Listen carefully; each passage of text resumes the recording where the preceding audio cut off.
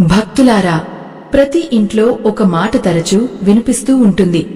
మనసు మంచిగా ఉంటే సరిపోతుంది అని పెద్దలు చెబుతుంటారు. కాని ఈ రోజులలో చాలామంది ఆ మంచితనాన్ని బలహీనతగా భావిస్తూ ఎదుటివారిని చిన్నచూపు చూస్తున్నారు. మనం చేసే చిన్న తప్పు కూడా మన జీవితాన్ని ఎంతగా మార్చేస్తుందో అర్థం కాక మాటలతో గాయపరుస్తూ ఉంటాం. ముఖ్యంగా ఇంటి ముందు తిరిగే జంతువులను, పక్షులను తిడుతూ, అవమానిస్తూ వాటిని అశుభంగా భావించే అలవాటు చాలా మందిలో ఉంది. కాని ప్రకృతి ఎప్పుడూ నిశ్శబ్దంగా చూస్తూనే ఉంటుంది. ఒకరోజు అదే ప్రకృతి మనకు అర్థం కాని పాఠాన్ని నేర్పిస్తుంది. అలాంటి ఒక నిజ సంఘటన ఈరోజు మీరు వినబోతున్నారు. ఒక సాధారణ కాకి చెప్పిన పాఠం ఎలా ఒక కుటుంబాన్ని పూర్తిగా మార్చిందో తెలుసుకుంటే మీ హృదయం కరిగిపోతుంది. ఈ ఆధ్యాత్మిక రహస్యం మీకు పూర్తిగా అర్థం కావాలన్నా, దైవానుగ్రహం దక్కాలన్నా ఈ వీడియోను ఎక్కడా ఆపకుండా చివరి వరకు చూడండి. వరంగల్ దగ్గరలో ఉన్న ఒక చిన్న గ్రామంలో రామయ్య అనే వ్యక్తి ఉండేవాడు. అతడు బట్టల దుకాణం పెట్టుకుని జీవనం సాగించేవాడు. గ్రామంలో అతడికి మంచి పేరు ఉన్నా ఇంట్లో మాత్రం అతని స్వభావం చాలా కఠినంగా ఉండేది. ఎవరి మాట వినేవాడు కాదు. తనకే అన్నీ తెలుసు అన్న అహంకారం ఎక్కువ. ముఖ్యంగా ఇంటి ముందు తిరిగే కాకులను అతడు అసహ్యంగా చూసేవాడు. ఈ కాకులు ఇంటి దగ్గరికి వస్తే అపశకునం అని అనుకుని వాటిని రాళ్లతో తరిమేవాడు. రామయ్య భార్య లక్ష్మమ్మ మాత్రం చాలా మృదు స్వభావం గల స్త్రీ. ప్రతి ఉదయం ఇంటి ముందు కొద్దిగా అన్నం పెట్టేది. జీవరాశికి అన్నం పెడితే ఇంట్లో శాంతి ఉంటుంది అని ఆమె నమ్మకం. కాని రామయ్యకు అది అస్సలు నచ్చేది కాదు. ఒకరోజు కోపంతో ఆమె పెట్టిన అన్నాన్ని తన్నేశాడు. అప్పుడు ఇంటి గోడమీద కూర్చున్న ఒక నల్ల కాకి గట్టిగా అరచింది. ఆ అరుపు వినగానే లక్ష్మమ్మ హృదయం వణికిపోయింది. కాని రామయ్య నవ్వుకుంటూ కాకి అరుస్తే ఏం జరుగుతుంది అని ఎగతాళి చేశాడు. ఆ రోజునుంచి వారి ఇంట్లో విచిత్రమైన సంఘటనలు మొదలయ్యాయి. దుకాణంలో అమ్మకాలు తగ్గిపోయాయి. ఎప్పుడూ కస్టమర్లతో కిటకిటలాడే దుకాణం ఖాళీగా మారింది. రామయ్యకు రాత్రుళ్ళు నిద్ర పట్టడం మానిపోయింది. ఇంట్లో చిన్న చిన్న గొడవలు మొదలయ్యాయి. అతని కుమారుడు చదువులో వెనుకబడ్డాడు. ఎంత కష్టపడినా ఏ పని సరిగా జరగలేదు. ఒకరోజు ఉదయం రామయ్య ఇంటి ముందరికి అదే కాకి మళ్లీ వచ్చింది. అది నిశ్శబ్దంగా గుమ్మం దగ్గర నిలబడి ఉంది. రామయ్యకు కోపం వచ్చి పెద్ద కర్ర తీసుకుని దాన్ని కొట్టడానికి పరుగెత్తాడు. కాని ఆశ్చర్యంగా ఆ కాకి ఎగిరిపోలేదు. కేవలం అతని వైపు చూస్తూ నిలబడింది. ఆ చూపులో ఏదో విచిత్రమైన ప్రశాంతత కనిపించింది. ఒక్క క్షణం రామయ్య అడుగులు ఆగిపోయాయి. అప్పుడే గ్రామంలో ఉన్న వృద్ధుడు సుబ్బశాస్త్రి అక్కడికి వచ్చాడు. ఆయన చాలా ధార్మికుడు. గ్రామంలో అందరూ గౌరవించే వ్యక్తి. ఆ కాకిని చూసి ఆయన నిశ్శబ్దంగా నమస్కారం చేశాడు. అది చూసి రామయ్య నవ్వుతూ, కాకికి కూడా నమస్కారం చేస్తారా అని అడిగాడు. సుబ్బశాస్త్రి నెమ్మదిగా చెప్పాడు, రామయ్య, ఈ సృష్టిలో చిన్నదని ఎవరినీ తక్కువగా చూడకూడదు. ప్రకృతి తన సందేశాలను ఎన్నో రూపాల్లో పంపిస్తుంది. కాకి అనేది కేవలం పక్షి కాదు, అది మన కర్మలను గుర్తుచేసే దైవసూచకం కూడా. ఆ మాటలు విన్న రామయ్య ముఖం మారిపోయింది. కాని అతడు ఇంకా పూర్తిగా నమ్మలేదు. అప్పుడు సుబ్బశాస్త్రి ఒక పురాతన కథ చెప్పడం ప్రారంభించాడు. పూర్వం ఒక రాజు ఉండేవాడు. అతడు తన రాజ్యంలో ఉన్న ప్రతి జీవిని గౌరవించేవాడు.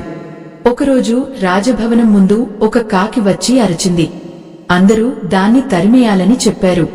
కాని రాజు మాత్రం దానికి అన్నం పెట్టించాడు. ఆ రాత్రే రాజ్యంపై పెద్ద ప్రమాదం రావాల్సి ఉండేది. కాని ఆ ప్రమాదం తప్పిపోయింది.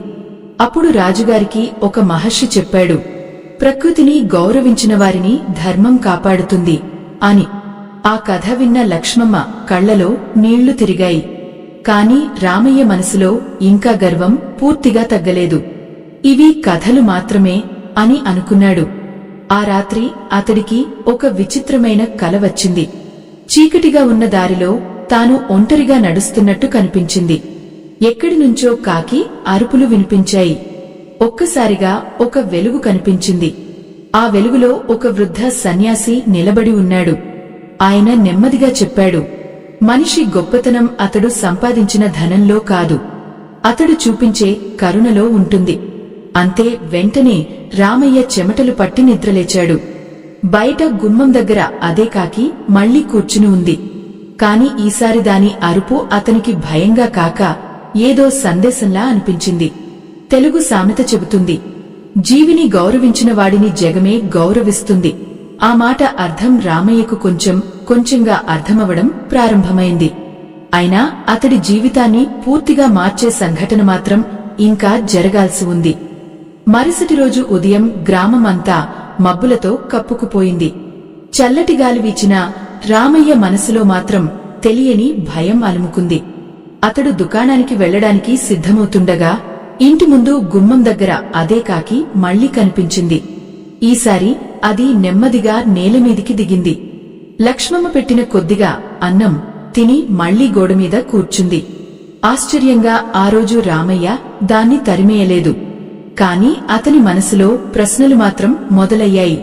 ఇది నిజంగానే ఏదైనా సంకేతమా, లేక నా భ్రమా అని అతడు ఆలోచించసాగాడు.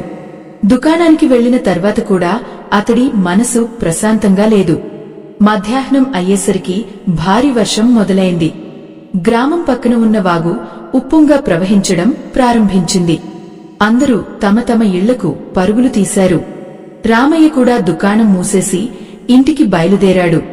కాని వాగు దగ్గరకు వచ్చేసరికి అతడికి గుండె ఒక్కసారిగా బరువెక్కింది. ఎందుకంటే అక్కడ అతని చిన్న కుమారుడు మధు కనిపించలేదు.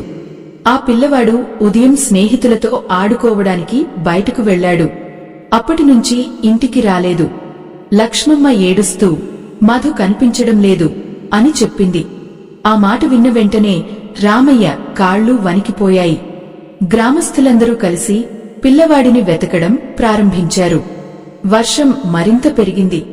ఆకాశం గర్జిస్తూ ఉంది. ఆ సమయంలో గుమ్మం దగ్గర కూర్చున్న కాకి ఒక్కసారిగా గట్టిగా అరచి ఎగిరిపోయింది. ఆ కాకి నేరుగా వాగువైపు వెళ్లడం చూసి సుబ్బశాస్త్రి గట్టిగా అన్నాడు, దాన్ని అనుసరించండి.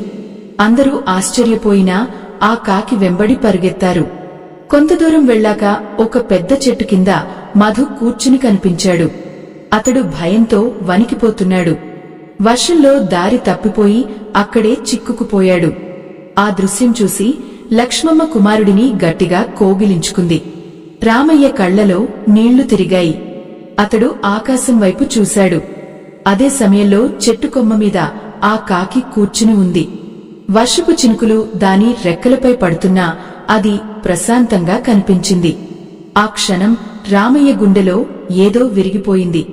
అతడు నెమ్మదిగా నేలమీద కూర్చుని చేతులు జోడించాడు. నేను ఎంత అజ్ఞానిగా ఉన్నానో ఇప్పుడే అర్థమవుతోంది అని మెల్లిగా అన్నాడు. సుబ్బశాస్త్రి దగ్గరకు వచ్చి చెప్పాడు, రామయ్య, ప్రకృతి ఎప్పుడూ మన శత్రువు కాదు. మన మనసు ఎలా ఉంటుందో అదే రూపంలో అది మనకు ప్రతిస్పందిస్తుంది. ఆ మాటలు అతడి హృదయంలో గట్టిగా ముద్రపడ్డాయి. ఆ రోజునుంచి రామయ్యలో చిన్న చిన్న మార్పులు మొదలయ్యాయి. ఉదయం లేచిన వెంటనే ఇంటి ముందు కొద్దిగా అన్నం పెట్టడం ప్రారంభించాడు. కాకులు వచ్చి తింటుంటే నిశ్శబ్దంగా చూస్తుండేవాడు. ఆశ్చర్యంగా అతని మనసులో ఉన్న ఆందోళన కొంచెంగా తగ్గడం ప్రారంభమైంది. కొన్ని రోజుల తర్వాత దుకాణంలో కూడా పరిస్థితులు మారాయి. చాలా కాలం తర్వాత కస్టమర్లు మళ్లీ రావడం మొదలైంది. ఇంట్లో గొడవలు తగ్గాయి. మధు చదువులో కూడా మెరుగుపడ్డాడు. లక్ష్మమ్మ ఆశ్చర్యంతో భర్తలో వచ్చిన మార్పును గమనించింది. ఒక సాయంత్రం సుబ్బశాస్త్రి ఇంటి దగ్గరకు వచ్చాడు.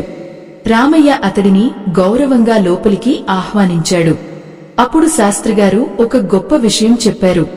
ధర్మశాస్త్రంలో ఒక మాట ఉంది రామయ్య, అన్నదానం చేసిన గుహంలో దారిద్ర్యం నిలవదు అని.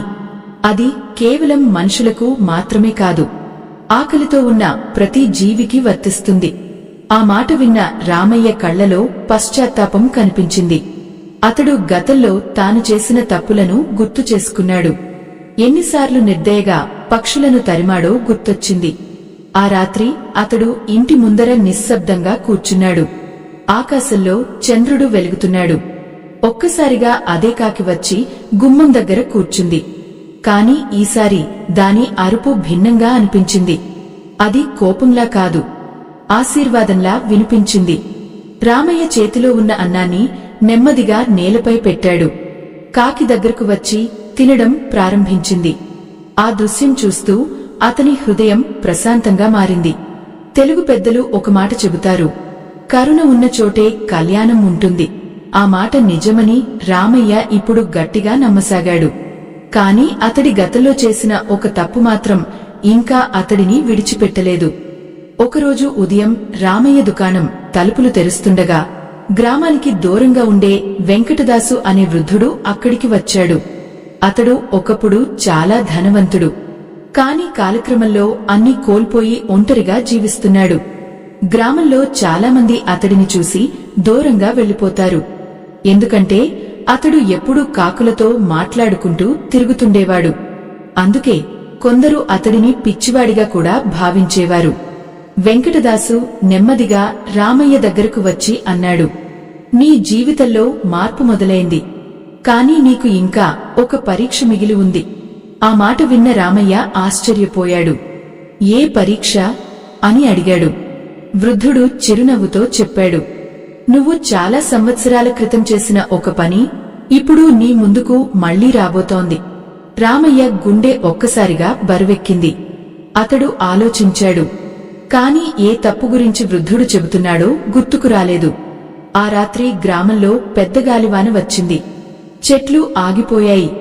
విద్యుత్తు లేక గ్రామం అంతా చీకటిగా మారింది. లక్ష్మమ్మ, మధు ఇంట్లో భయంగా కూర్చున్నారు. బయట గాలి గట్టిగా మోదుతోంది. అప్పుడు ఒక్కసారిగా గుమ్మం దగ్గర కాకుల అరుపులు వినిపించాయి. ఒకటి కాదు, ఎన్నో కాకులు ఒకేసారి అరుస్తున్నాయి. రామయ్య బయటకు వెళ్లి చూశాడు. ఇంటి ముందర ఉన్న పెద్ద మామిడి చెట్టు కొమ్మలు బలంగా ఆగుతున్నాయి. ఆ చెట్టు మీద దాదాపు 10 కాకులు కూర్చుని ఉన్నాయి. అవన్నీ ఒకే దిశగా చూస్తూ అరుస్తున్నాయి. అతడికి ఏదో అనుమానం వచ్చింది. అప్పుడే వెనుకవైపు నుంచి మధు గట్టిగా అరిచాడు, నాన్నా! రామయ్య పరుగెత్తుకుంటూ వెళ్లాడు. ఇంటి వెనకాల గోడ ఒక భాగం కూలిపోయింది. అక్కడే కొన్ని క్షణాల క్రితం మధు ఆడుకుంటూ ఉన్నాడు. కాని కాకుల అరుపు విని అతడు లోపలికి వచ్చేశాడు. లేదంటే పెద్ద ప్రమాదం జరిగేది. ఆ దృశ్యం చూసి రామయ్య శరీరం వణికిపోయింది. అతడు బయటికి వచ్చి ఆ కాకుల వైపు చూశాడు. వర్షంలో తడుస్తూ కూడా అవి అక్కడే కూర్చుని ఉన్నాయి. ఆ క్షణంలో అతనికి ఒక పాత సంఘటన గుర్తుకు వచ్చింది. చాలా సంవత్సరాల క్రితం అతడు చిన్నవాడిగా ఉన్నప్పుడు తన తండ్రి ఇంటి ముందు ఒక కాకి గూడు కట్టిందని కోపంతో ఆ గూడు కర్రతో కింద పడేశాడు. అందులో ఉన్న చిన్న పిల్లపక్షులు నేలపై పడిపోయాయి. అప్పుడు అతని తండ్రి చాలా బాధపడి ఒక మాట అన్నాడు, రామయ్య, జీవిని బాధపెట్టినవాడికి ప్రకృతి ఎప్పుడో ఒకరోజు పాఠం నేర్పిస్తుంది. ఆ మాట ఇప్పుడు అతని చెవుల్లో మళ్లీ మోగింది. రామయ్య కళ్లలో కన్నీళ్లు ఉబికాయి. నేను ఎంత పెద్ద తప్పు చేశానో ఇప్పుడు అర్థమవుతోంది అని నేలపై కూర్చుని ఏడ్చాడు. లక్ష్మమ్మ దగ్గరకు వచ్చి అతని భుజంపై చెయ్యి వేసింది. తప్పు తెలుసుకుని మారిన మనసును దేవుడు ఎప్పుడూ క్షమిస్తాడు అని నెమ్మదిగా చెప్పింది. అప్పుడు గ్రామంలోని సుబ్బశాస్త్రి అక్కడికి వచ్చాడు. ఆయన ఆకాశం వైపు చూసి అన్నాడు, ధర్మం ఎప్పుడూ ఆలస్యంగా కనిపిస్తుంది, కాని అది తప్పకుండా పనిచేస్తుంది. ఆ మాటల తర్వాత కొద్ది క్షణాలు అక్కడ నిశ్శబ్దం నెలకొంది. అప్పుడే వెంకటదాసు మళ్లీ కనిపించాడు. అతడు రామయ్య దగ్గరకు వచ్చి ఒక చిన్న సంచిని అతని చేతిలో పెట్టాడు. ఇది నీ తండ్రి నాకు అప్పగించాడు. సరైన సమయం వచ్చినప్పుడు నీకు ఇవ్వమన్నాడు అని చెప్పాడు. రామయ్య ఆశ్చర్యంతో సంచి తెరిచాడు. అందులో ఒక చిన్న రాగి పెట్టె ఉంది. పెట్టె లోపల పాత తాళపత్రం కనిపించింది. దానిపై కొన్ని పురాతన అక్షరాలు వ్రాయబడి ఉన్నాయి. సుబ్బశాస్త్రి ఆ తాళపత్రం చూసి ఒక్కసారిగా గంభీరంగా మారిపోయాడు. ఇది సాధారణమైనది కాదు అని నెమ్మదిగా అన్నాడు. రామయ్య ఆతృతగా అడిగాడు, దీనిలో ఏముంది? శాస్త్రిగారు లోతుగా ఊపిరి తీసుకుని చెప్పారు, నీ కుటుంబానికి సంబంధించిన ఒక గొప్ప రహస్యం ఇందులో దాగి ఉంది. కాని ఆ రహస్యం బయటకు వస్తే నీ జీవితమే పూర్తిగా మారిపోతుంది. ఆ మాట విన్న వెంటనే అక్కడ కూర్చున్న కాకులు ఒక్కసారిగా గట్టిగా అరవడం ప్రారంభించాయి. మీకు కూడా జీవితంలో ఏదైనా చిన్న సంఘటన తర్వాత పెద్ద మార్పు వచ్చి ఉంటే కామెంట్స్ లో ఓం నమో నారాయణాయ అని రాయండి.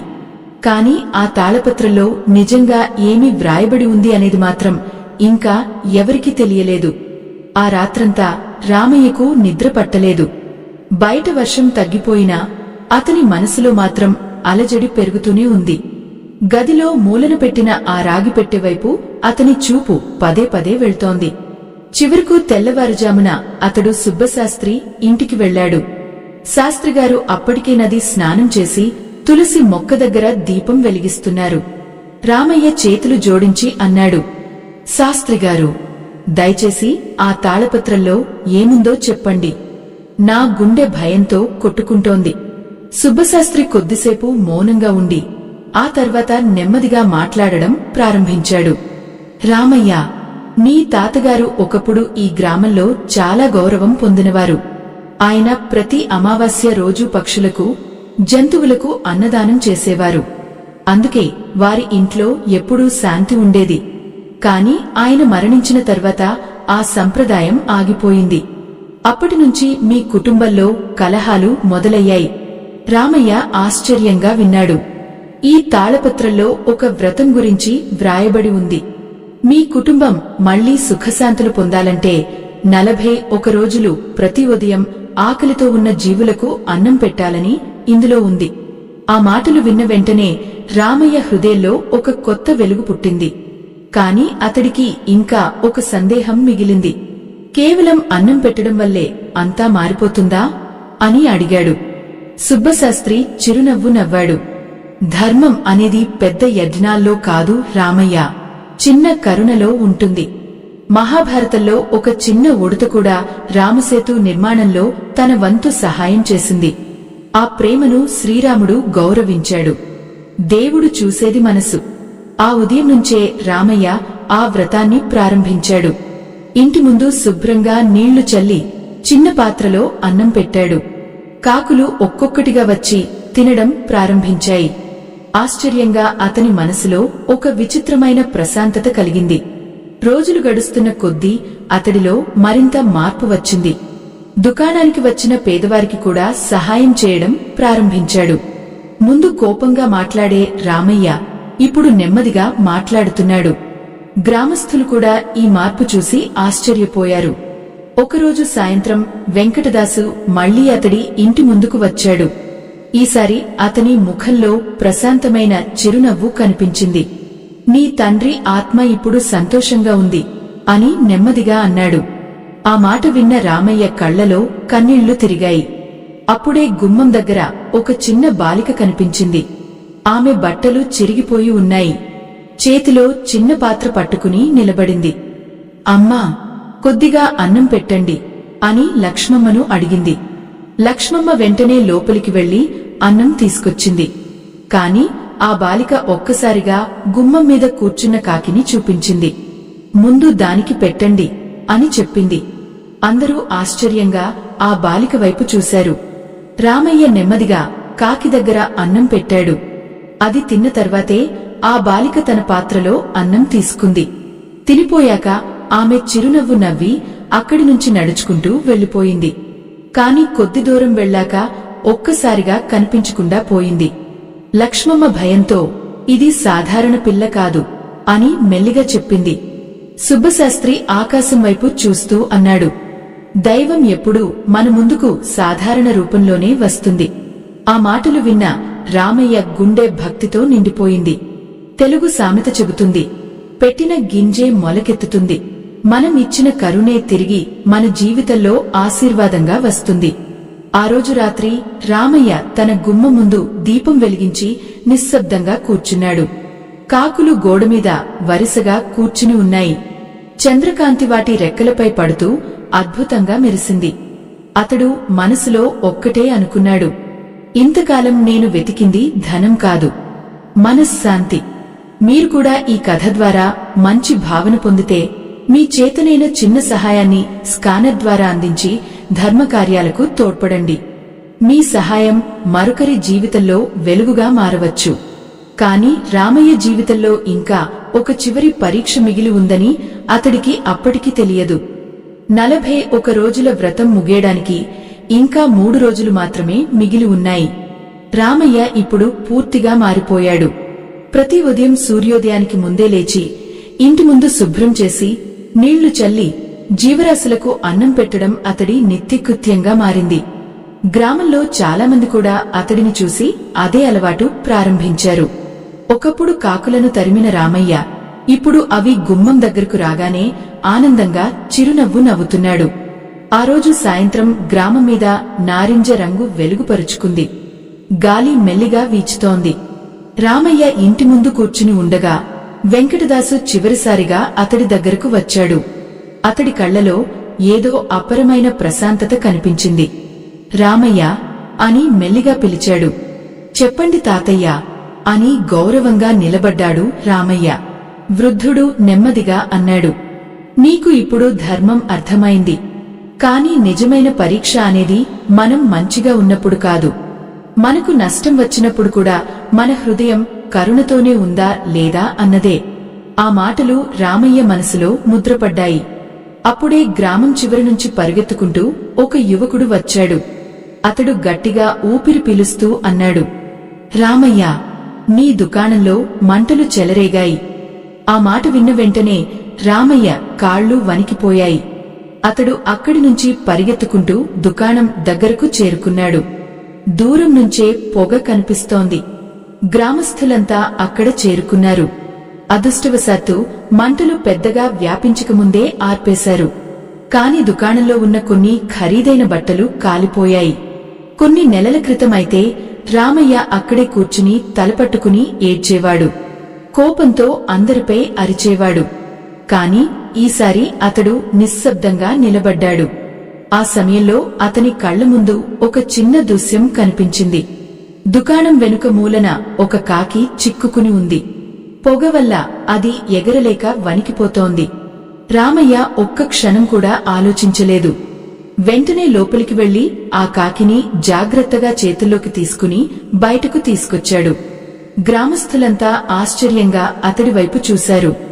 ఎందుకంటే ఒకప్పుడు కాకిని రాళ్లతో తరిమిన అదే రామయ్య ఇప్పుడు తన ప్రాణాలకే ప్రమాదమున్నా దాన్ని కాపాడాడు. కాకి కొద్దిసేపు అతడి చేతుల్లో నిశ్శబ్దంగా కూర్చుంది. తర్వాత నెమ్మదిగా రెక్కలు విప్పి ఆకాశంలోకి ఎగిరిపోయింది. ఆ దృశ్యం చూస్తూ సుబ్బశాస్త్రి కళ్లలో ఆనందం మెరిసింది. ఇదే నిజమైన మార్పు రామయ్య అని గర్వంగా అన్నాడు. ఆ రాత్రి గ్రామం అంతా రామయ్య గురించి మాట్లాడుకుంది. మనిషి మనసు మారితే అతడే దేవుని ఆలయం అవుతాడు అని పెద్దలు చెప్పుకున్నారు. కాని ఆ రాత్రి ఇంకా ఒక అద్భుతం జరగాల్సి ఉంది. రాత్రి మధ్యలో రామయ్యకు మళ్లీ అదే సన్యాసి కలలో కనిపించాడు. కాని ఈసారి చీకటి లేదు. చుట్టూ ప్రకాశవంతమైన వెలుగు ఉంది. సన్యాసి చిరునవ్వు నవ్వుతూ అన్నాడు, నీ హృదయం ఇప్పుడు శుద్ధమైంది.